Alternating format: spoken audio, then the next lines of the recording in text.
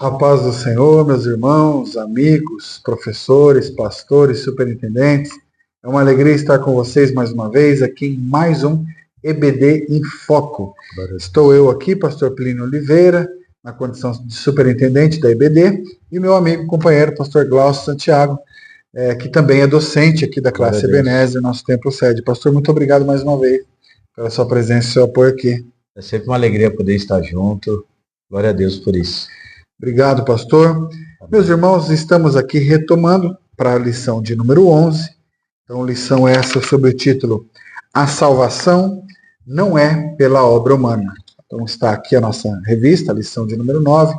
A revista tem por tema, desse primeiro trimestre, Em Defesa da Fé Cristã, combatendo as antigas heresias que se apresentam com nova aparência. Revista aqui comentada pelo pastor Ezequiel Soares, presidente da nossa igreja, na cidade de Jundiaí. Queridos irmãos, nós vamos já fazer então aqui a leitura do texto áureo e também da verdade prática, e depois eu vou passar aqui a bola ao pastor Glaucio para nós fazermos a leitura bíblica em classe. Texto áureo então está no livro de Tito, capítulo de número 3 e versículo de número 5, que nos diz assim: não pelas obras de justiça que houvéssemos feito, mas, segundo a sua misericórdia, nos salvou pela lavagem da regeneração e da renovação do Espírito Santo. Então, já o versículo já fala, não pelas obras. E a verdade prática vai dizer, a salvação é um ato da graça soberana de Deus pelo mérito de Jesus Cristo, e não vem de obras humanas. Então, aquela história de que, fulano é bonzinho, ciclano é bonzinho, eu conheço aquela pessoa, nossa, ela vai para o céu de tão bom que ele é, meus irmãos. Não são as obras, né, pastor Glaucio? Sim. Nós vamos aprender hoje. Não são as obras que fazemos, mesmo estas boas obras, que vão nos levar para o céu. Amém? Amém. Pastor Glaucio, vamos então para o texto base da nossa lição, a leitura bíblica em classe. Está ali em Efésios 2, de 1 a 10. Se o senhor puder, por favor, fazer a leitura para nós aqui nessa lição. Maravilha, pastor. Leitura bíblica em classe, como é de tradição. Efésios capítulo 2, do verso 1 a 10. Diz assim: e vos vivificou, estando vós mortos em ofensas e pecados, em que, noutro tempo, andastes, segundo o curso deste mundo, segundo o príncipe das potestades do ar, do Espírito que agora opera nos filhos da desobediência, entre os quais todos nós também, antes, andávamos nos desejos da nossa carne, fazendo a vontade da carne e dos pensamentos. E éramos, por natureza, filhos da ira, como os outros também. Mas Deus, que é riquíssimo em misericórdia, pelo seu muito amor com que nos amou, estando nós ainda mortos em nossas ofensas, nos vivificou juntamente com Cristo. Pela graça sois salvos. E nos ressuscitou juntamente com Ele, e nos fez assentar nos lugares celestiais em Cristo Jesus, para mostrar nos séculos vindouros as abundantes riquezas da graça, pela sua benignidade para conosco em Cristo Jesus. Porque pela graça sois salvos, por meio da fé. E isso não vem de vós, é dom de Deus. Não vem das obras, para que ninguém se glorie. Porque somos feitura sua, criados em Cristo Jesus para as boas obras, as quais Deus preparou para que andássemos nelas. Leitura bíblica em classe.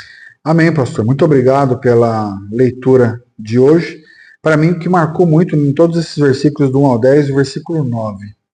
Não vem das obras, para que ninguém se glorie. Exato. Seria muito fácil alguém ter uma vida de muitas boas obras, ser salvo por ela e depois bater no peito. Não, foi Jesus, foi a minha bondade. Foi os atos bons que eu fiz e por isso eu sou salvo. A meritocracia humana, né? A meritocracia humana. Meus queridos irmãos, então nós vamos lá apresentar aqui para vocês os 3 objetivos da lição, que é Quero passar aqui para o pastor Glaucio, ensinar, elencar e correlacionar.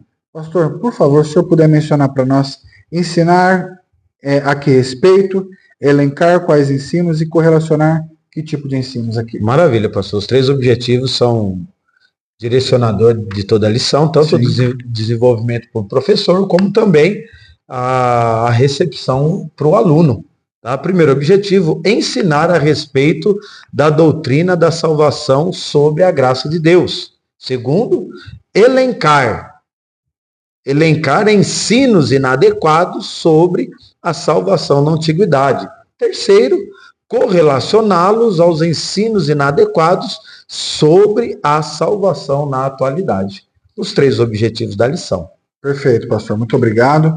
Queridos irmãos, eu quero também ser bem sucinto na questão de subsídios. Os irmãos já conhecem, né, pastor? Sim. Além da revista, nós temos diversos materiais que a Casa Publicadora das Assembleias de Deus, a conhecida CPAD, ela te dá vários subsídios. Então, todas as aulas, você pode resgatar nos últimos vídeos. Nós temos diversos subsídios que vão apoiar a sua lição, mas eu quero dar foco que neste final de semana a qual você assiste esse vídeo, nós estaremos aqui participando na nossa igreja mãe, na nossa sede do Belém, no estado de São Paulo, Sim. Na capital de São Paulo, no famoso Belenzinho, do 11º CENED, Congresso Nacional de Escola Bíblica Dominical. Estaremos lá, eu, pastor Glaucio, irmã Elisama, que também é a nossa superintendente, irmã Jamila, que também serve a Deus como superintendente aqui. Estaremos numa grande caravana da igreja aqui de São Carlos, né, pastor Glaucio? Sim. E também acompanhados e liderados pelo nosso segundo vice-presidente, pastor Tiago de Souza. Estaremos todos ali, para a glória de Deus, aprendendo, né, pastor? Certamente. Para que nós possamos sentar aqui e ensinar algo da parte de Deus, nós precisamos estar aptos a ouvir e a aprender também. Exato. Então estaremos ali com grandes mestres e doutores da palavra de Deus, convidados internacionais, irmão Samuel Pagan, Noemi Pagan, entre outros, e será uma bênção para a vida da igreja. Estaremos indo lá para aprender e crescer, não só em graça, mas também em conhecimento. Né, pastor? Exato. Queridos irmãos, nós então vamos aqui para a introdução da nossa lição. Na verdade, a leitura do textuário, a leitura da verdade prática, ela por si só já introduz, e aqui o apóstolo Paulo ele vai dar muito enfoque, né, pastor Glaucio, para a questão de que não são obras humanas que te levam à salvação. Nós vamos aprender o que é. E aí, para isso, no tópico 1, nós vamos falar aqui sobre o tema a salvação sob a graça de Deus. Então já vem o primeiro ponto aqui de como nós conseguimos ser salvos. Não é pelas obras, mas o tópico 1 já vai abordar esse tema. A salvação sob a graça de Deus. E o subtópico de número 1, a descrição do estado espiritual humano. Pastor Glaucio, o que nós temos para os nossos superintendentes, alunos e professores a respeito do tópico e subtópico de número 1? Maravilha, pastor. Esse assunto, mais uma vez, é de suma importância, como os demais anteriores a este, mas em especial, esse tema ele se refere à solução do problema que nós estudamos na lição passada, a lição de número 10, o pecado corrompeu a natureza humana. E a lição de número 11, ela vem trazendo a solução desse corrompimento, né? desse problema que o pecado causou na natureza humana. A lição passada nós estudamos sobre a hamartiologia, que foi um estudo do pecado, e nesta lição vamos estar estudando sobre a doutrina cristã, dos pilares da doutrina cristã, chamada soteriologia, o estudo da salvação. Perfeito. E nos objetivos da lição nós vimos que vamos também estar elencando e correlacionando alguns movimentos heterodoxos que ensinam doutrinas erradas a respeito da salvação. E como o senhor já introduziu muito bem, foi muitos trazendo um mérito humano como requisito para a salvação. Então nós vamos estar estudando sobre isso. Na lição passada, pastor, na leitura, na verdade prática, dizia que o pecado é uma realidade de todo ser humano, desde o ventre materno. Então todo ser humano, ele sofre e é influenciado pela corrupção do pecado. Já nessa lição, na soteriologia, ela vem mostrando a solução, que não é por mérito humano, mas é por mérito cristológico, mérito de Cristo, né?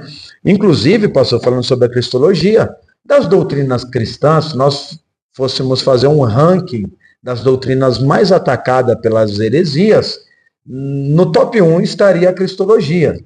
No top 2 estaria a doutrina da Trindade, né, o trinitarismo. E que também está nisso, dentro disso da doutrina da Trindade, está a pneumatologia, a doutrina sobre o Espírito Santo, que é muito atacada, né? E em terceiro lugar está a soteriologia, a doutrina da salvação. Em quarto lugar está a doutrina da hamartiologia, a doutrina do pecado. Por quê? Porque isso está diretamente ligado ao relacionamento com Deus. Ao relacionamento com Deus e o convívio em sociedade. Sim. Por isso que no tópico 1 aqui, no subtópico 1 do tópico 1, que o senhor já fez a introdução, o apóstolo Paulo, ele diz assim, a descrição do estado espiritual humano. Ele dá a descrição na leitura bíblica em classe, como nós já lemos, e Paulo, ele usa alguns termos para descrever essa condição humana. Ele diz assim, um deles, o apóstolo emprega algumas expressões para reforçar a dura realidade do pecado. Uma expressão que ele usa, mortos em ofensas e pecado. Então, por que nós precisamos da salvação? Porque estávamos mortos em ofensas e pecado, né?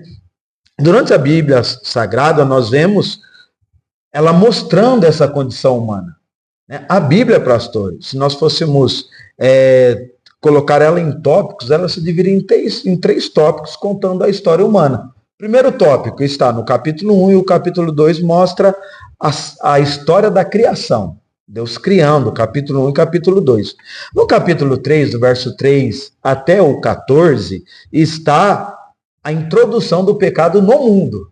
Sim. Como nós vimos na aula passada, a origem disso não foi no Éden, né? Mas a introdução no homem foi ali no Éden, né? Então, do capítulo 3, verso 1 a seguir, mostra a introdução do pecado no mundo. E do versículo 15 do capítulo 3 até Apocalipse, capítulo 22, versículo 21, é sobre soteriologia, ou seja, é a história da salvação. De Gênesis, capítulo 3, versículo 15, até Apocalipse, capítulo 22, versículo 21, é o final da Bíblia, é a história da salvação, é Deus salvando.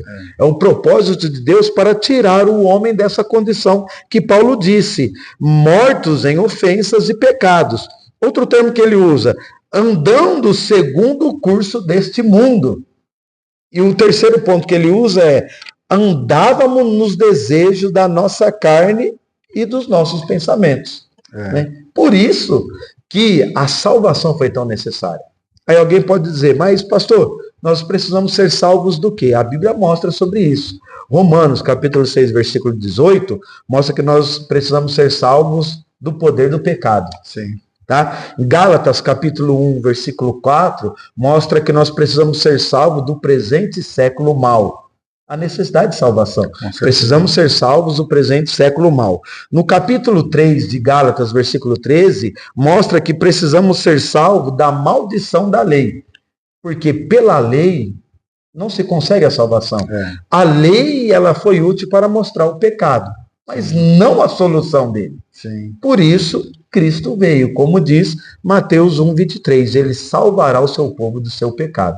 Tá? E em Atos dos Apóstolos, capítulo 26, versículo 18, também diz que nós precisamos ser salvos da ação de Satanás. Atos 26, 18. E Tessalonicenses, capítulo 1, versículo 10, mostra que nós precisamos ser salvos da ira vindoura. Por isso o apóstolo Paulo, então, no subtópico 1, ele mostra esses termos, a descrição do estado espiritual do ser humano. Precisamos dessa tão grande salvação que outra hora andávamos em ofensas e mortos em pecados. Com certeza. Maravilha, pastor. O senhor deu um resumo aqui do subtópico 1 e o subtópico 2 também, né? Falando da questão de mortos em ofensas e pecados. Sim. Então eu quero já pular aqui para o subtópico de número 3, que vai falar a exegese dos versículos 8 e 10. E eu queria dar um contexto aqui, pastor, para os nossos ouvintes, a respeito do que é exegese, né? Sim, Nós falávamos aqui nos bastidores sobre esse tema. E a exegese, meus irmãos, muitos ouvem falar essa palavra e às vezes não sabem o que significa. A exegese é você pegar, eu vou fazer exegese de um texto, como vai ser feito aqui do versículo 8 a 10. Exato. É você esmiuçar o versículo, estudar palavra a palavra, naquele contexto, referências cruzadas, enfim, estudar aquilo no grego, no hebraico, na língua que se aplicar, enfim, é você fazer um estudo mais aprofundado daquele texto, a fim de você extrair o verdadeiro contexto e o verdadeiro ensinamento que aquele trecho bíblico a correta interpretação, quer nos trazer. Né? A correta interpretação. Como o pastor Glaucio sempre gosta de mencionar, e eu gosto de reforçar, a Bíblia não tem interpretação particular. Não tem cada um fazer a sua interpretação. Exato. Eu entendo assim. Não. Nós devemos entender a mesma coisa, porque a Bíblia ela se auto-explica, ela se auto-responde. Então, pastor, vamos então para o subtópico 3 do tópico 1, a exegese dos versículos 8 e 10. Maravilha, pastor. Esses versos 8 ao 10, ele é o texto áureo da soteriologia. Sim. Porque ele mostra que a salvação, ela é um mérito de Cristo. E é um dom de Deus. Sim. Quando fala dom, é um presente, é uma dádiva. Sim. Daí vem o termo, a exegese, como o senhor disse muito bem, o termo graça significa literalmente favor imerecido, favor ao imerecido. Feito por nós sem merecermos nada. Sem merecermos, sem termos tido mérito, sem termos pago o preço. Por isso o texto fala em Pedro, na epístola de Pedro, que não foi com prata e ouro que fomos resgatados da nossa vã maneira de viver. Ou seja, a nossa conduta de vida era vã, mas a conduta de Cristo, a obra dele na cruz, foi a meritocracia. Sim. Para a nossa salvação. Gosto do texto, pastor, de Romanos, capítulo 4, versículo 25, que diz assim, que ele morreu pelos nossos pecados, olha aí o mérito, ele morreu pelos nossos pecados e ressuscitou para a nossa justificação. Então isso é graça, o Senhor pagando o preço e nos justificando por ele, tá? Então o termo graça, a exegese correta, significa literalmente favor imerecido, ou o favor divino do qual não somos merecedores. A salvação é pela graça de Deus, mediante a fé em Jesus. Não vem das obras, pois não se trata de uma recompensa. Sim. A salvação ela não é uma recompensa por nossas obras. Como nós lemos na leitura bíblica em classe, o Senhor preparou as boas obras para que andássemos nela. Claro. Então, até mesmo as boas obras, é o Senhor que preparou para que andássemos nela. Seria assim, pastor. Jesus vindo, pavimentando a estrada, nivelando, tirando os perigos e colocando ela em aberto para que nós andássemos nela. Porém, a escolha é nossa. O Senhor, ele pagou o preço, ele disponibiliza a graça, por graça, sim, porém a responsabilidade de aceitar ou não cabe a nós. 2 Coríntios, capítulo 6, fala assim, não recebais a graça de Deus em vão. Ou seja, o Senhor, ele disponibiliza a graça. Mas, se não cuidarmos, se não tivermos uma conduta de responsabilidade, ela pode ser em vão. Não porque ela não tem o poder, mas porque eu não andei dignamente a graça do Senhor. Com certeza. Tá? Eu gosto, pastor, também de um termo, falando sobre a meritocracia de Cristo, porque a obra de Deus, assim como na criação nós vemos o Pai e o Filho trabalhando na criação, na redenção também. Nós vemos Deus, o Pai, trabalhando, Deus, o Filho, executando, né? E o Espírito Santo aplicando. Sim. Ou seja, o Pai, Deus Pai, foi quem realizou, que fez o projeto, Jesus executou esse projeto, e o Espírito Santo, ele aplica esse projeto em nós. Sim. Isso está em Efésios, capítulo 1. Do versículo 3 ao 6, é o Pai mostrando o projeto, que ele nos elegeu em Cristo antes da fundação do mundo. Era o projeto da salvação, né? Aí, do versículo 7 ao 12, é Jesus executando a salvação. Perfeito. Efésios capítulo 1, do versículo 7 ao 12, é Jesus executando a salvação. E do versículo 13 ao 14, é o Espírito Santo aplicando a salvação, sendo ele um penhor da nossa salvação. Então, pastor, a exegese correta do termo graça é isso, é o favor de Deus àqueles que não mereciam, a todos nós. Porém, a responsabilidade é nossa em correspondermos positivamente a essa graça. Amém, pastor. Muito bem explanado, muito bem explicado aqui pelo senhor. E nos faz refletir muito a questão da graça, pastor. Enquanto o senhor falava e eu ia refletindo, a nossa mente, ela realmente é muito limitada. Sim. Porque se nós formos nos aprofundar e começar a pensar mesmo, de maneira profunda, na questão da graça, nós pensarmos que temos uma natureza pecaminosa. E o que é ter uma natureza de pecado? O que é nascer no pecado, como nós falamos? A natureza, como nós já estudamos em outras lições, sim, é a essência, é sobre essência. E a nossa essência, ela é pecaminosa. O que é ter uma natureza pecaminosa? É ser inclinado, propenso a pecar, propenso a errar. Não é que você nasceu com 1 mês, 2 meses, pecou e não. Não é que você herdou um pecado. Não. A sua natureza, depois de Adão, a natureza humana tornou-se pecaminosa, né? Sim. Então, essa propensão ao pecado, a nossa carne puxa ao pecado, né? É como se fosse um imã. O pecado atrai a nossa carne, né? E vice-versa. Sim, como Davi ele falou, né? Em pecado fui formado e em iniquidade me concebeu minha mãe. É isso. É como o texto bíblico lá em Romanos também diz, que por Adão entrou o pecado no mundo. Por um homem entrou o pecado no mundo. Assim também, por um homem, a justiça vai alcançar todos os homens, que é Cristo. Com certeza. Assim como por Adão entrou o pecado no mundo, assim por Cristo a justificação vai alcançar a todos. Alcança a todos. Então, esse é o propósito do Senhor, para alcançar a todos, como ele diz, né? No texto áureo da Bíblia Sagrada, o versículo áureo da Bíblia Sagrada é que Deus amou o mundo de tal maneira que deu o seu Filho unigênito, para que todo aquele que nele crê não pereça, mas tenha a vida eterna. Maravilha, pastor. É muito bom falar desse tema, muito bom falar sobre a graça de Cristo sobre a nossa vida.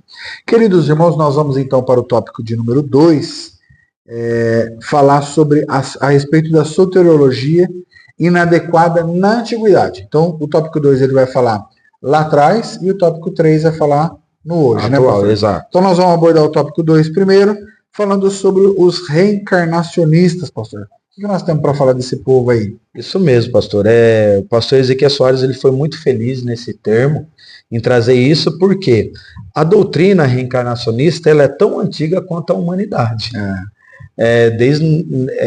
Quando nós vamos estudar a história da civilização, nós sempre passamos por esse assunto reencarnacionista na história do desenvolvimento da civilização. Então ele é tão antigo quanto a humanidade. Sim. Aí o pastor Ezequiel Soares ele diz assim, é tão antiga quanto a humanidade, originária do hinduísmo, mas presente também no budismo, no jainismo e no sikhismo, e defendida pelos Hare Krishnas, kardecistas e muitos outros.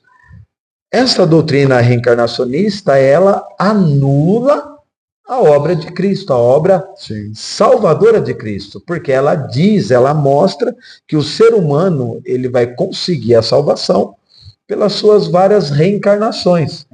E a cada reencarnação ele vai melhorando, ele vai praticando boas obras, evoluindo, até como diz, que ele conclui este ciclo reencarnacionista. E então ele adquire a salvação eterna. Então este termo, todo esse segmento, esses movimentos heterodoxos reencarnacionistas, eles tentam anular a graça de Cristo, a salvação de Cristo. Perfeito. Mas a Bíblia ela nos dá o respaldo, né? Em resumo, a salvação pelo seu próprio esforço e sem Jesus. Trata-se de uma crença antibíblica. Então, a palavra reencarnação ela não existe na Bíblia. A doutrina reencarnacionista também não é bíblico. Eles usam textos isolados, mas um texto, pastor, quero mencionar aqui, Hebreus, capítulo 9, versículo 27. Ao homem está sujeito morrer uma só vez. Depois disso, segue-se o juízo. Então, não tem reencarnação, a salvação em Cristo está disponível agora para nós, por isso ele veio para nos livrar do presente século mal, do poder do pecado, da ação de Satanás, porque ele, em Cristo, por ele, nós somos livres da ira vindoura. E aí, quando alguém vir brincar, às vezes tem sempre um malicioso, né, pastor? Sim. Que gosta de brincar, fulano vai vir puxar seu pé, fulano morreu, vai voltar, não sei o quê. Isso não existe, né, pastor? Não. Nós sabemos que até no nosso meio, muitas vezes nós temos aí alguns crentes com medo de assombração, com medo de que alguém vai vir puxar pé, vai vir bater na porta. Isso não existe, né, pastor? Não existe. Tudo isso, pastor, é importante a presente lição desse trimestre. Exatamente. Em defesa da fé cristã. Salmo 91, nesse tópico que o senhor levantou, ele diz muito bem isso. Aquele que habita no esconderijo do Altíssimo, a sombra do Onipotente, descansará. Não temerás espanto noturno, nem seta que voe de dia. Porque nenhum mal te acontecerá e praga alguma chegará à tua casa. Perfeito. Então, a palavra do Senhor. É isso, é para isso que nós estamos aqui. Meus irmãos, então, subtópico de número 2, os galacionistas, pastor. Quem que foi os galacionistas? Muito bem, pastor. Esses galacionistas, eles eram os habitantes da região da Galácia, atual Turquia. Perfeito. Né? Foram para eles que Paulo escreveu a epístola, ou a carta aos Gálatas. Foram para esses. Mas quem eram eles? Eles eram os judeus convertidos ao cristianismo, mas que queriam implantar a doutrina de que a salvação se adquiria pela prática das obras e o cumprimento da lei. Sim. Aí por isso que Paulo escreve a epístola aos Gálatas, para mostrar que a lei não era suficiente para salvar o homem. A lei, ela mostrava o pecado, por isso o texto diz que sem lei não existia pecado, porque a lei, ela veio para mostrar o pecado, ou seja, mostrar o problema. Sim. Mostrar onde estava o conflito do ser humano com Deus. Aí Paulo escreve também a Timóteo dizendo, porque há um só mediador entre Deus e os homens, Jesus Cristo, homem. Maravilha, pastor. Amém. Subtópico de número 3, falamos então sobre os reencarnacionistas, pastor Glaucio mencionou aqui super bem. O 2 sobre os galacionistas, dali da igreja de Galácia, da Galácia, e agora vamos falar dos gnósticos, pastor.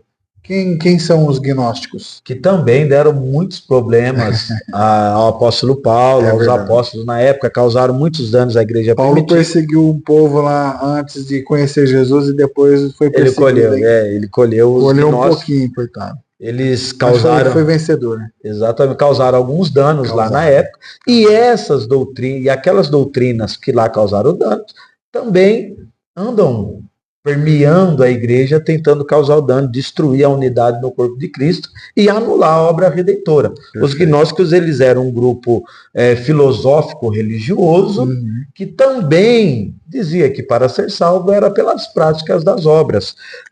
O pastor Ezequiel Soares, ele escreveu um termo dizendo assim, ó, desse modo, o ser humano, para ser salvo, precisa se libertar da prisão do mundo e de seus poderes planetários. Por quê? Os gnósticos, no campo soteriológico, eles apregoavam uma visão dualista do universo. O maniqueísmo, que foi fundado por Mani, na Pérsia, atual Turquia, né? Em seu ensino, era que o universo é composto do reino das trevas e o reino da luz. E os dois lutam pelo domínio da natureza do próprio ser humano. É inegável que o mundo é influenciado, ele é atingido por uma influência maligna. Sim. Por isso Jesus Cristo disse a respeito do maligno, né? Porém, o que diz aqui é que os planetas, o cosmos, tem até aqueles que acreditam em signos, né? Sim. Com tudo isso, tentar afastar o ser humano de Deus para tentar conquistar a salvação pelas obras. Então, os gnósticos, eles eram um grupo religioso, filosófico, que tentava, com os astros e por meios de misticismo e por meios da prática de boas obras, ganhar a salvação pela meritocracia, anulando Perfeito. Cristo Salvador. Perfeito, pastor. No final desse subtópico, estava lendo aqui um comentário do pastor Ezequiel Soares que é para fechar com chave de ouro, né? Sim. De fato, sabemos da existência do mal, ou seja, nós sabemos que o mal provém de Satanás, que ele realmente tem atuação no mundo, mas jamais nós vamos reconhecer que Satanás tem a mesma força para competir com Deus. Exatamente. Jamais. Né? Satanás é muito inferior a Deus, e ele só age quando Deus permite. Inclusive, pastor, quando houve a rebelião no céu, como nós estudamos na lição passada, em Apocalipse capítulo 12, está lá esse texto da rebelião que houve no céu. Uhum. E quem que derrotou ele de lá? Não foi Deus, não foi Jesus. Deus, ele só mandou um outro anjo. Mandou um outro anjo. Foi de criatura para criatura, Sim. foi de anjo para anjo. Então, ele foi derrotado por outro anjo e caído, precipitado das alturas abaixo. Perfeito. Então, como diz também em Tessalonicenses, 2 Tessalonicenses, capítulo 2, verso 8, fala que o anticristo, que é a personificação de Satanás, vai ser desfeito, aniquilado pelo hálito da boca do Senhor. Olha só o tamanho do poder, a expressão. Então, tudo isso mostra, e eu gosto de um texto também que a Bíblia diz, né, que maior é o que está conosco do que o que está no mundo. Então, não precisamos temer, mas tão somente confiarmos no Senhor e prosseguirmos, porque Deus está sobre nós. Amém, pastor. Vamos, então, para o tópico de número 3, né? Tópico intitulado de As soteriologias inadequadas de hoje. Então, nós falamos das antigas e agora, para fechar, nós vamos falar das de hoje. A primeira é o islamismo, pastor. Muito bem. O que nós temos para falar sobre essa soteriologia inadequada que o islamismo prega? Isso mesmo, pastor. Tem alguns pontos aqui interessantes que o pastor Ezequiel Soares trouxe, que é de suma importância para nós, porque essa religião heterodoxa, hétero é contrária, tá? Então, quando ele diz heterodoxa, é contrária à Bíblia. Então, o islamismo, ele se enquadra neste termo heterodoxo. Por quê? Segundo essa religião, se as boas ações superarem as más, tal pessoa irá para o paraíso. Então, eles destacam que a salvação é adquirida numa conta, pastor. Existe uma contabilidade das boas obras e as más obras para a salvação. Mas nós, pastor, não somos salvos pelas obras. Nós fomos salvos para produzir boas obras. Perfeito. Então, as boas obras é uma consequência do relacionamento salvífico com Cristo. De uma vida íntima com Deus. Com Deus, abandonando a vida de pecado. E o islamismo, não, ele já mostra que Alá, ele não ama os pecadores. Ele não ama os transgressores. Sim. Já com Deus é diferente. Romanos, capítulo 5, versículo 8, diz: mas Deus prova o seu amor para conosco, em que ele nos amou sendo nós ainda pecadores. É isso. Então, o amor de Deus por nós foi quando nós ainda estávamos lá, na prática do pecado, distante de Deus, desobedientes. Deus, ele abomina o pecado, mas ama o pecador.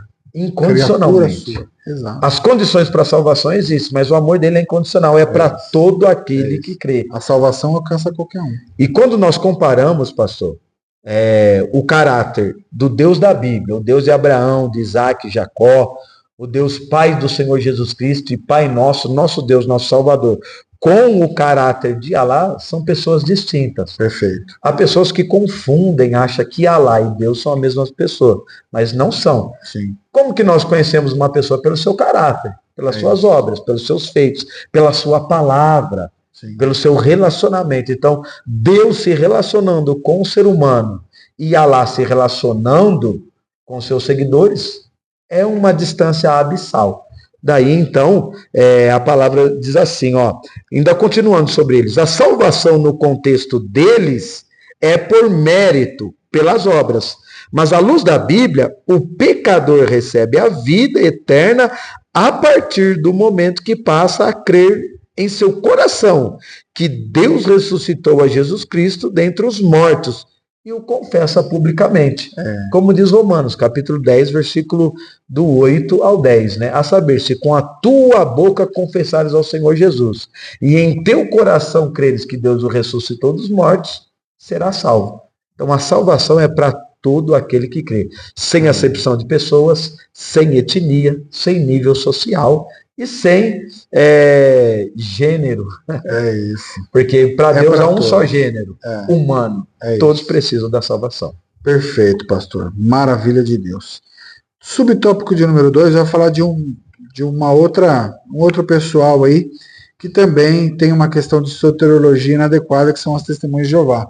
Nós já falamos deles aqui acerca do Espírito Santo, de outras coisas aí que eles dão uma distorcida. O que nós temos para falar a respeito desse tema, pastor? Muito bem, pastor. E essa lição ela traz um ponto novo, que nós, embora nós falamos bastante sobre a torre de vigia, sim, sobre a testemunha de Jeová e os seus modos equivocados de se crer, e agora sobre a soteriologia, o pastor Ezequiel Soares ele pôs um parágrafo aqui que é extraordinário. A salvação não está em Cristo, mas na organização religiosa delas, diferentes do que ensina a Bíblia. Porque a Bíblia ensina que só em Cristo há salvação. Sim. Atos 4,12 diz, porque em nenhum outro há salvação, e nenhum nome há dado debaixo do céu em cima da terra, pelo qual devamos ser salvos. Então, mostra claramente que em nenhum outro há salvação. A salvação, ela é cristológica, cristocêntrica, não é a uma instituição, não é a um grupo determinado, como diz aqui também o texto. Para eles, existem dois grupos de pessoas. Os salvos, que são aquele grupo que tem direito ao céu, que fazem parte dos 144 mil, é um entendimento equivocado, uma interpretação, uma exegese equivocada sobre esse texto, perfeito, dos 144 mil da Bíblia. E o segundo grupo são aqueles que fazem parte da multidão, mas que não vão entrar no céu. Então, ou seja, é Deus fazendo acepção de pessoas. Aí a palavra do Senhor mostra que Deus não faz acepção de pessoas para a salvação. Maravilha. Amém. Pastor, vamos então para fechar o subtópico de número 3, falando sobre o mormonismo. O que nós temos para falar dessa crença do mormonismo? O que eles acreditam a respeito da salvação? Muito bem, pastor. Eles também são conhecidos como a Igreja de Jesus Cristo dos Santos dos Últimos Dias. Sim. E aqui o pastor ele também faz um parágrafo muito bacana. Os mormons creem numa salvação em que os não mormons são castigados e depois liberados para a salvação. Então existe aí daqueles que não são ligados ao segmento religioso deles, vão sofrer um castigo. Sim.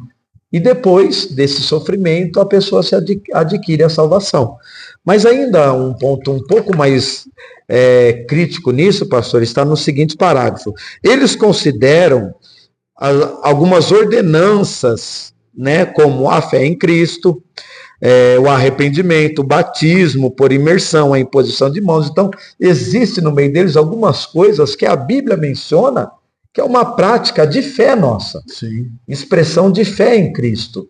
Porém, eles dizem assim também, mas como um requisito para essa salvação, eles precisam aceitar que Joseph Smith, o seu fundador, o seu primeiro presidente, como o porta-voz de Deus.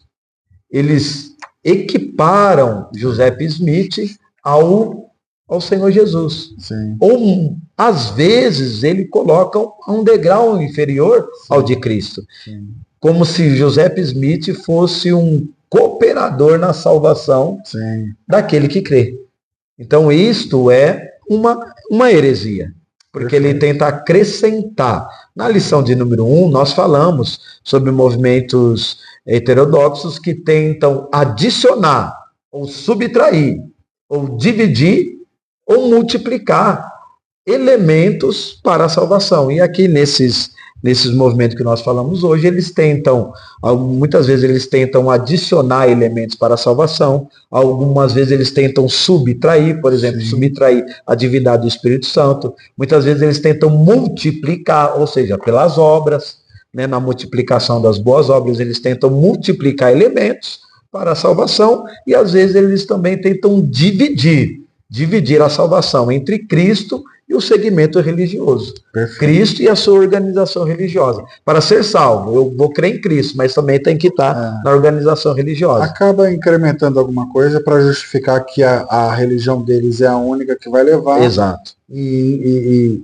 influencia como Joseph Smith.